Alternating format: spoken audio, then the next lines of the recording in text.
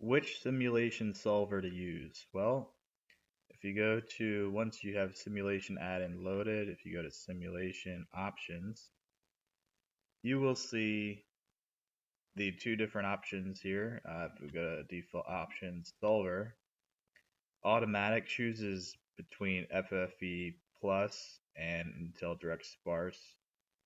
Most of the time for my static analyses, since I don't have a lot of RAM or memory, and I want a more iterative, efficient solver with not too many uh, contacts. It's linear, static analysis. It'll probably choose FFE plus.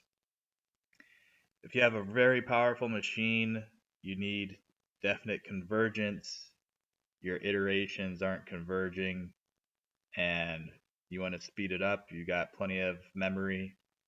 You would be better off with Intel Direct Sparse, especially if you're running complex nonlinear studies or assemblies with lots of contacts and different intricate conditions here.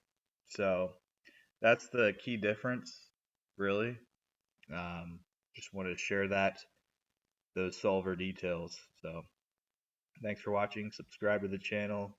I'll keep the SolidWorks content coming.